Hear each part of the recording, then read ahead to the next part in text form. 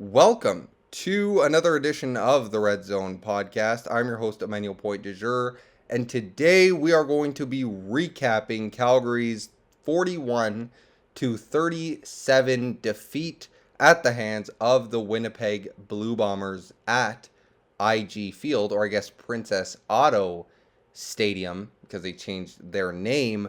But it was a loss in the fourth quarter, came down to the fourth quarter because at the start of it, they were tied at 30, and then Winnipeg got three, I think, on the ensuing possession, and then Calgary got a touchdown. It was 37-33, and the game changed midway through the fourth quarter when Winnipeg had the ball. Killeris threw incomplete to Wolitarsky, who tripped. Mike O'Shea challenged it because the refs did not throw a flag, and he won that challenge. I guess it was accidental pass interference.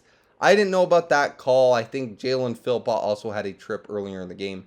That was not called. I guess Dickinson should have challenged at that point. But that really changed the complexion of the game because Winnipeg went down the field. They would score the touchdown, and then they went for two to win the season series and to be up 4 in the game with about 3 minutes left. Unfortunately, Calgary couldn't do anything, gave the ball back to Winnipeg, took a sack actually on second and long, and then they punted it back and never got the ball back to their side. So they ended up losing this game by 4 points in the end. Going over the stats for the Stampeders, Jake Maier, 20 of 31, 316 yards, 2 touchdowns, 2 interceptions. Okay night there. Some of those interceptions were really head scratching. I think there was one that was a pick six. You can't have those pick six interceptions. But yeah, some of them were really just, not good interceptions on the night. Dedrick Mills had a pretty good night. 15 carries for 131 yards. He was just running it all over that Winnipeg defense. Receiving, Clark Barnes, 5 receptions for 80 yards. Jalen Philpott, 2 receptions for 66. Reggie Begelton, 3 for 62. And then, going down the line, 1 reception for Eric Brooks, 32 yards. He did have his first career touchdown in the CFL, so good for him. Cole Tucker, 2 for 32. And Markin Michel, 4 for 27. That's pretty much it for Calgary's offense. And then you flip over to Winnipeg. Zach Killeris, 27 of 36 for 344 yards, 2 touchdowns, and 2 interceptions. Brady Oliveira, 15 carries for 109. He really got going there in the second half, and that's what put him over 100. And then receiving, and the player of the game went to Ontario Wilson, who had 13 receptions for 201 yards and a touchdown. Just ridiculous. Over 200 for, I think, a rookie receiver, if I'm not mistaken. But that is just incredible. 16 targets on the night. Drew Wolitarsky, 5 for 61. And Nick Dembski, 7 for 60. So overall, this game was a high-scoring game. I think it was 23-23 at halftime. And for Calgary, I mean, it's kind of a repeat scenario. You're up in the fourth quarter. They're up at the start of the fourth quarter, which, they've been in a lot of these games. I think they were actually down to start the fourth. They were up 37-33 with 7:01 left to go. And then that accidental PI call, whatever, they went down and they scored, and you still had a chance, but you couldn't close it out. And that's kind of the story of this season. You look at these 5 games so far, you're up 22-7 against Hamilton at the start of the fourth quarter. You won that one.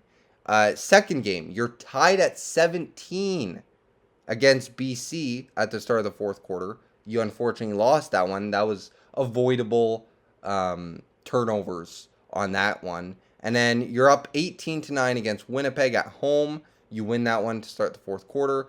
Up 26-15 in Montreal, probably the most heartbreaking game.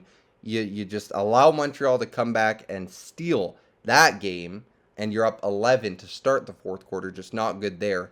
And then this game, you're up by 4, as I said, with 7:01 left, and you couldn't close out the deal. So what does that leave us with? That leaves us with a record of 2-3. And it does not get easier from here as you have BC. Yes, you have BC at home, but it's still the Lions who are red hot at this point. Vernon Adams Jr. is going to be breaking records with the pace that he's on. I think he's at like 2,200 yards through 6 games. He's on pace for over 6,000 yards. Justin McInnis is on pace for 2,000 yards receiving.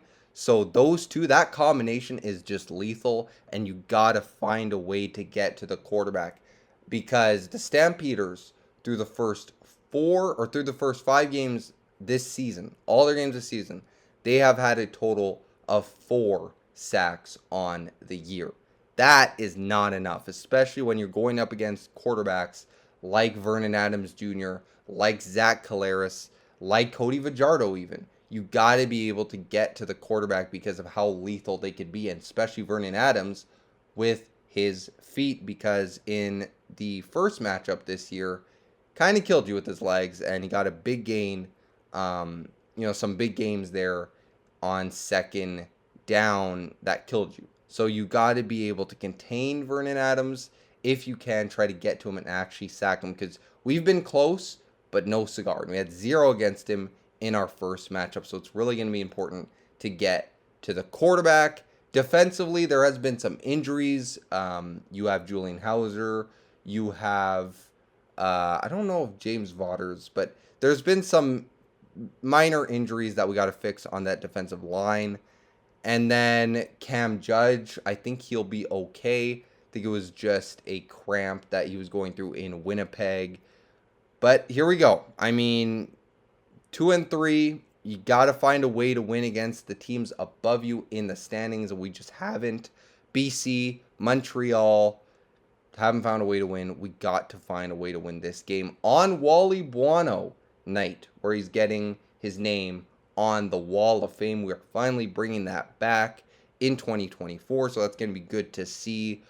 You got to find a way to get the win against BC, as I said. Now, before we end off this episode, I got to talk about what happened at the end of the Edmonton Elks game against the Ottawa Red Blacks, because it was the most Edmonton way to lose that I've ever seen. I mean, the possible worst way to lose a game that was heading to overtime, that overtime in its sight, and you found a way to just drop the ball. And I'll set up the scenario. It was tied at 34. Tied at 34. You had 8 seconds left. You just scored. You got the extra point. Everything's great. Overtime is in your sights. Boris Beatty, the kicker of the Edmonton Elks, a veteran kicker at that, kicks the ball out of bounds. Now, kind of took some skips, but still went out of bounds.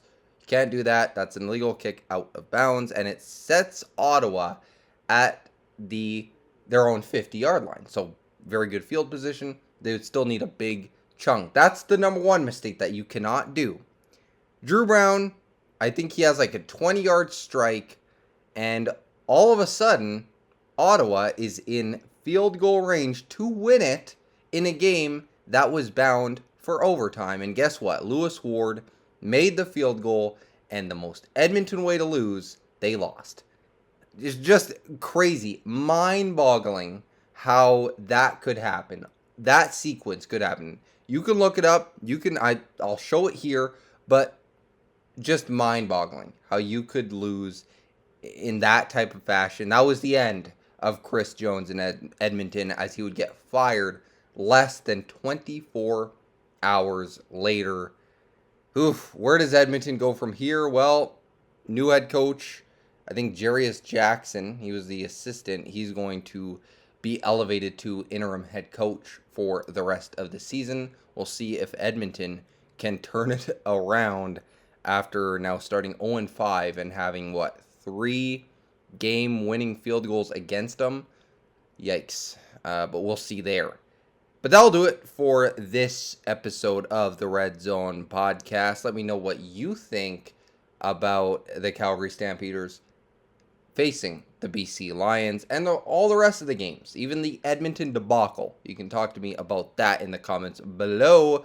I hope you enjoy the rest of your Thursday. Yes, we did this on a Thursday. We'll see you next week to do it all over again.